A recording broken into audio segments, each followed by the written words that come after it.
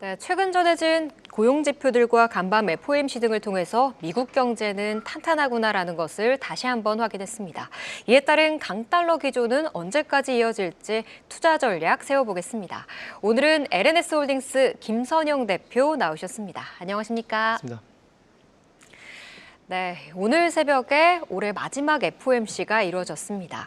25bp 금리 인하한 것보다도 사실 시장은 점도표에 관해서 굉장히 많은 이야기를 나누고 있는데 대표님께서는 어떻게 해석하셨습니까? 확실히 이번 12월 FOMC 같은 경우는 이제 저나 시장이나 마찬가지로 누가 예상할 수 있었죠. 이제 금리 인하를 할 것이다라고 얘기가 나왔었고 특히 25bp 가능성은 당연히 나왔었던 것 같습니다. 근데 문제는 사실 점도표였죠. 근데 일단 지난 9월 달에는 이제 내년에 한 4번 정도 하겠다라고 이제 발표했었고 근데 사실 시장은 그것보다 좀 더 기대를 했었던 것 같아요. 근데 파월 의장이 나와가지고 4번도 아니고 2번으로 얘기를 하면서부터 시장이 이제 겁을 먹기 시작했고 이제 기대가 컸기 때문에 실망이 크면서 이제 거기서 나온 매물들이 어제 미국 시장을 좀 영향을 줬고요. 우리나라도 그렇게 영향을 받았다라고 좀 보시면 될 것 같습니다. 그리고 좀 디테일한 부분을 보니까 이제 내년에 인플레이션 예상 같은 경우도 9월에는 2.1%였는데 12월 달에 2.5%로 소폭 상향 조정이 됐어요. 이것도 조금 부담이 있었던 것 같고요. 네. 그리고 실업률 예상치도 4.4%에서 이번 4.3%. 이거 조금 다행인 것 같은데 그렇게 변화폭은 크진 않죠. 그리고 GDP 같은 경우도 이제 9월 달에 2%였는데 2.1% 이것도 나쁘지 않은 것 같고 장기 중립금리 2.9% 3% 조금 올라간 부분이 조금 부담스러운 것 같습니다. 그래서 일단 아마도 시장은 그랬던 것 같아요. 이제 아무래도 트럼프가 당선인이 되면서 이제 뭔가 금리 인하에 대한 속도가 좀 더 빨라질 수 있을 것 같다, 좀 스탠스가 좀 빨라질 수 있을 것 같다는 그런 생각을 하고 있었던 것 같은데 사실 저는 이제 트럼프가 이제 파월의 임기를 보장하겠다는 얘기를 먼저 해버렸어요. 그러면서 이제 원래는 파월이 멘트의 수위를 좀 조절하지 않을까 싶었는데 본인 임기 조절 이제 보장 받으니까 이제 본인이 하던 대로 한 것 같습니다. 항상 하던 대로 이제 데이터를 보고하겠다는 그런 뉘앙스를 이제 풍긴 것 같고요.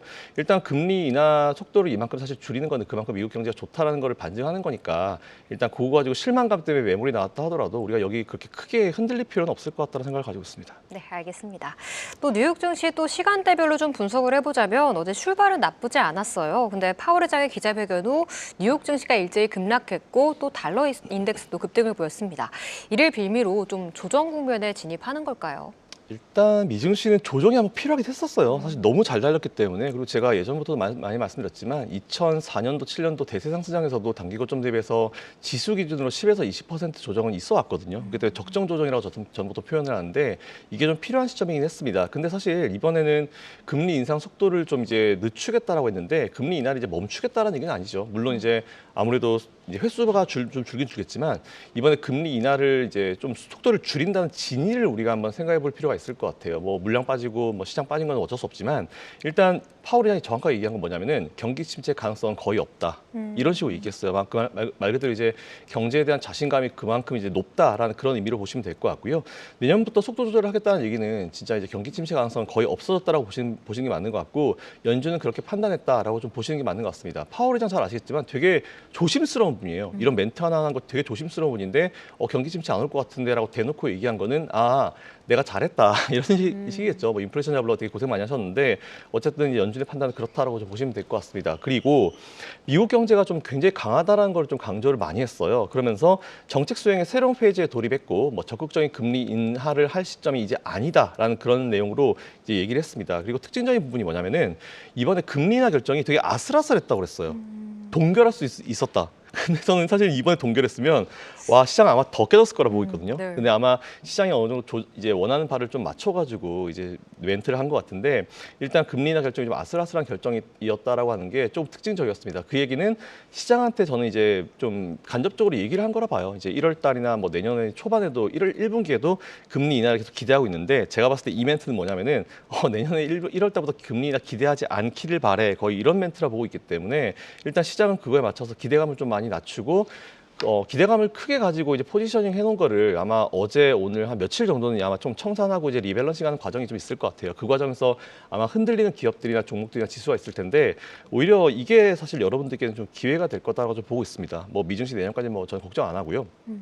우리가 사실 제일 걱정했던 건 경기 침체였잖아요. 네. 근데 연준은 의장 입으로 직접 이제 금리를 이제 경기 침체 안 온다고 얘기했고, 그리고 이제 사실 저는 금리가 높은 수준이었고 25bp씩 내리면 그만큼 연준이 쓸 무기가 많았던 거죠. 근데 이제 금리나 속도를 늦춘다라고 하는 거는 그만큼 무기를 우리는 배치를 해두겠다, 천천히 쓰겠다 그 얘기예요. 그러니까 무슨 일이 벌어질 때 그냥 뭐 아무 일 없어도 그냥 금리 인하하면서 이제 그런 무기를 하나씩 쓰는 게 아니라 무기를 일단 잠깐 우리가 저장해놨다가 진짜 필요할 때 쓰겠다는 그런 의미이기 때문에 오히려 지금은 조금 진통이 있고 고통이 있긴 하지만 추후에 진짜 뭐 예상치 못한 일이 발생했을 때 뭐 금리 인하 좀 세게 할 수 있고 뭐 비컷도 할 수 있고 이렇기 때문에 오히려 저는 그런 의미로 봤을 때는 나쁘지 않다라고 판단하고 있습니다. 그리고 인플레이션이 좀 스티키하다라고 얘기했는데 이거는 본인 자랑인 것 같아요. 미국이 이제 경기 침체 없이 인플레이션 정상화를 달성했기 때문에 좀 스티키한 부분이 있다. 그래서 시장이 원하는 대로 이제 인플레이션이 좀 더 빠르게 떨어지지 않는 부분인 것 같은데 어쨌든 오늘 반응은 언제나처럼 이제 연준의 생각과 이제 시장의 바람이 좀 갭이 크다라는 그런 부분인 것 같아요. 사실 근데 이게 올해 3월달, 7월달에도 있었어요. 잘 아시겠지만 3월달에 다들 금리 인하 한다고 그랬잖아요. 네.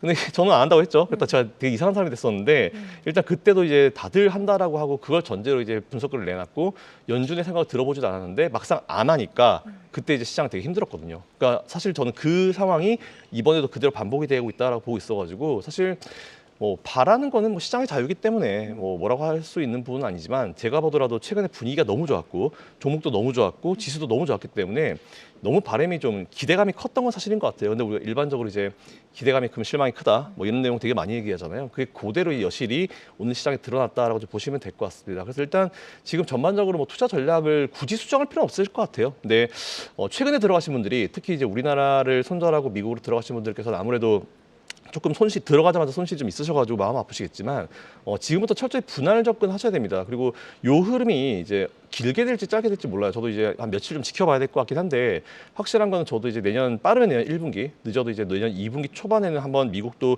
조정이 필요한 시점이다라고 좀 보고 있기 때문에 그거 네. 생각하셔가지고 지금은 매수 전략으로 취하시고 내년 1분기 정도까지는 그냥 분할로 접근하신다라고 생각하시고 진짜 수익은 그냥 마음 편하게 한 6월 달, 한 2분기 이후에 한번 지켜보시면 좋을 것 같다는 말씀드리고 일단 마음만 그렇게 먹고 계시면은 지금의 조정이 오히려 여러분들께는 좀 기회로 다가오지 않을까라고 생각하고 있습니다. 파월 의장이 또 이렇게 완강한 입장을 밝힌 만큼 내년의 금리 전망에 대해서 우리가 김칫국을 좀 미리 마시지는 않아야 할 것 같습니다. 사실 또 오늘 BOJ 회의도 있었잖아요, 대표님. 예상대로 좀 금리를 동결하면서 시장에 쇼크도 없었을 뿐더러 상대적으로 이 달러에 오히려 힘을 실어준 건 아닌가 하는 좀 생각도 들었는데요. 킹달러 1,450원까지는 좀 너무한 것 같은데 이에 우리 시장에 미칠 영향과 좀 방향도 좀 짚어주시죠. 사실 지금 우리나라 환율 시장은 너무 이제 갈 때까지 갔어요. 여기서 이제 더 과하게 올라갈 가능성은 없다라고 보고 있고 잘 아시겠지만 이제 현재 지금 강달러를 원하는 사람이 전 세계 그 누구도 없습니다. 그리고 제가 봤을 때 오늘 BOJ가 동결한 이유는 최근에 이제 우리나라가 너무 환율 상황이 안 좋으니까 한국은행이 외환당국이 2번 나섰어요. 그래서 조절할 수 있다. 오늘도 나섰더라고요. 조절할 수 있다라고 얘기함으로써 바로 미국이 뭐 했냐면은 그래? 니들이 움직인다고? 그럼 니들 환율 관찰 대상국 들어가 이렇게 해서 들어가 있거든요. 그렇기 때문에 이제 웬만하면 이제 환율 건드리지 마라 우리가 알아서 할 거니까 이런 뉘앙스인 것 같은데 뭐 일본은 잘 아시겠지만 이제 그런 거를 잘 캐치한 것 같아요. 이에 따라서 이제 금리 동결로 가면서 뭐 강달러를 조금 더 이제 밀어붙였다는 얘기가 나올 수 있긴 있지만 그건 어쩔 수 없는 부분인 것 같습니다. 근데 확실한 거는 강달러는 이제 그 누구도 원하지 않고요. 오히려 트럼프가 이제 경선할 때도 이제 많이 그런 그 강달러를 비판했기 때문에 아마 1월 20일 이후로는 조금 조절이 되지 않을까라고 판단되고 있어서 오히려 이 약달러 전환을 우리가 노리고 이제 외국인들의 매수를 노리고 보면은 지금은 우리나라를 떠날 게 아니고 오히려 좀 길게 보시고 매수하시는 전략이 지금 유효하다는 말씀을 드리겠습니다. 네, 알겠습니다. 지금까지 LNS홀딩스 김선영 대표와 함께했습니다. 오늘 말씀 고맙습니다. 계속해서 다양한 경제 이슈를 알고 싶다면 구독과 좋아요, 알림 설정 부탁드립니다. AI 캐스터 권미정이었습니다.